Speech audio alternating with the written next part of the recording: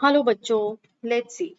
The question says define a structural isomer, draw the isomeric structures of butane, compare the structure of benzene and cyclohexane by drawing them. अब देखो बच्चों, यहाँ पे जो हमारा concept है वो क्या है कि हमें ये पता होना चाहिए कि आइसोमर्स होते क्या हैं। बेसिकली हमारे पास एक फिनोमिना है कि हम ये कहते हैं कि जो भी आपके कार्बन कंपाउंड्स हो गए, they have the same molecular formula but different structural formula. तो उसको हम लोग बोलेंगे स्ट्रक्चरल आइसोमर्स या फिर फिनोमिना को बोलेंगे स्ट्रक्चरल आइसोमेरिज्म। ओके, सो अब हम देखते हैं कि हमसे क्वेश्चन ने क्या बोला है कि हमें डिफाइन करना है स्ट्रक्चरल आइसोमर। तो इसकी डेफिनेशन क्या हो जाएगी? Carbon compounds having same molecular formula but different structural formula. For example, butane. अब देखो ब्यूटेन का जो मॉलिक्यूलर फॉर्मूला वो है C4H10। अब इसके अगर हम आइसोमेरिक फॉर्म्स बनाए तो क्या हो जाएंगी?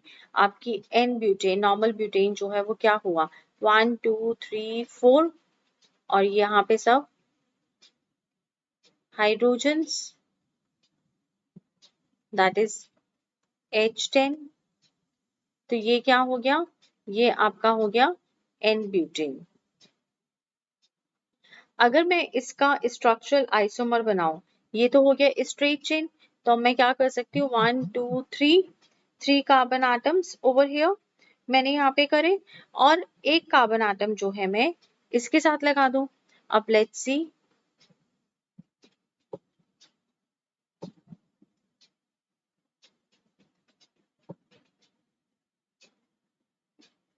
ये आ गया।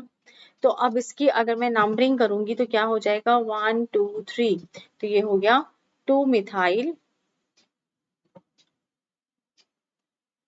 प्रोपेन। ये हो गई स्ट्रेट चेन, ये हो गई ब्रांच चेन और ये स्ट्रक्चरल आइसोमर्स हो गए।